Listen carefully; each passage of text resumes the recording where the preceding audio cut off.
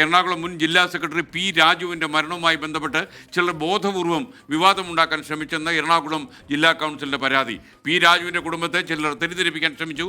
Control commission P രാജുവിനെതിരായ നടപടി റദ്ദ് ചെയ്തിട്ടില്ലെന്നും എറണാകുളം ജില്ലാ സെക്രട്ടറി വാർത്താക്കുറിപ്പിൽ അറിയിക്കുന്നു. വിഷ്ണു സുരേഷ് കൊച്ചിയിൽ നിന്ന് വിവരങ്ങളുമായി ചേരുന്നു. വിഷ്ണു, വിശദാംശങ്ങൾ. ഇപ്പോൾ അദ്ദേഹത്തിൻ്റെ സംസ്കാരം ഇന്ന് നടന്നു. അതിനുശേഷം ഇത്തരമൊരു വാർത്താക്കുറിപ്പ് ഇറക്കിയതിന് പിന്നിലെ കാര്യം എന്താണ്, ഔചിത്യം എന്താണ്?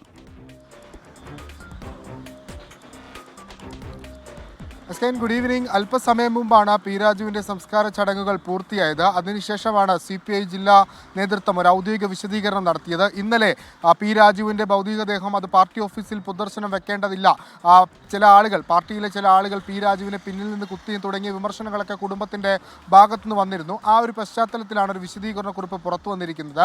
നേരത്തെ ചില ക്രമക്കേടുമായി ബന്ധപ്പെട്ട് പി രാജുവിനെതിരെ ജില്ലാ കമ്മിറ്റി നടപടി സ്വീകരിച്ചിരുന്നത്. അദ്ദേഹത്തെ ബ്രാഞ്ചിലേക്ക് തരം താഴ്ത്തി. എന്നാൽ പിന്നീട് കൺട്രോൾ കമ്മീഷൻ നടത്തിയ അന്വേഷണത്തിൽ ആ ക്രമക്കേട് അത് അത്ര വലിയ തുകയല്ല എന്ന് കണ്ടെത്തുകയും ഈ നടപടി അത് ലഘൂകരിച്ച് നൽകണമെന്നൊരു ശുപാർശ നൽകുകയും ചെയ്തിരുന്നു. എന്നാൽ ജില്ലാ നേതൃത്വത്തിൻ്റെ ഭാഗത്തുനിന്ന് അത്തരത്തിലൊരു നടപടി ഉണ്ടായിരുന്നില്ല. അദ്ദേഹത്തെ പിന്നീട് ജില്ലാ കമ്മിറ്റിയിൽ എടുക്കുന്ന തീരുമാനത്തിലേക്കൊന്നും അവർ പോയിരുന്നില്ല. ഈ നടപടി റദ്ദ് ചെയ്തിട്ടില്ല. ഇത്തരത്തിൽ ഈ കൺട്രോൾ കമ്മീഷൻ പി രാജുവിനെതിരെ എടുത്ത നടപടി റദ്ദ് ചെയ്തിട്ടില്ല. ആ നടപടി ലഘൂകരിക്കാൻ മാത്രമാണ് പറഞ്ഞത്. എന്നാൽ ചിലർ ബോധപൂർവം ഈ ആളുകളെ, കുടുംബത്തെ തെറ്റിദ്ധരിപ്പിച്ചു എന്നുള്ളതാണ് ജില്ലാ സെക്രട്ടറി KN ദിനകരൻ്റെ വിശദീകരണം. ഇന്ന് ഈ വീട്ടിൽ നടന്ന മരണാനന്തര ചടങ്ങിൽ KN ദിനകരനടക്കമുള്ള ചില സംസ്ഥാന സമിതി നേതാക്കൾ, സ്റ്റേറ്റ് കൗൺസിൽ അംഗങ്ങൾ പങ്കെടുത്തില്ല. കുടുംബത്തിൻ്റെ എതിർപ്പിനെ തുടർന്ന് പി രാജുവിൻ്റെ മരണം ഒരു വലിയ വിവാദമായി മാറുന്ന കാഴ്ചയാണ് കണ്ടത്. എന്നാൽ അതിൽ നിന്ന് തടി തപ്പാനുള്ള ശ്രമത്തിലാണ് CPI ഉള്ളത്.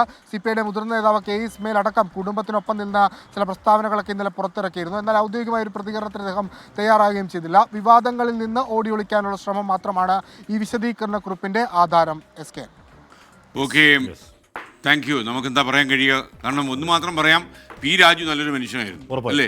അപ്പോൾ അദ്ദേഹത്തിൻ്റെ ഈ വിയോഗ വേളയിലൊക്കെ തന്നെ ഇത്രയും വിവാദത്തിൻ്റെ ആവശ്യമില്ല.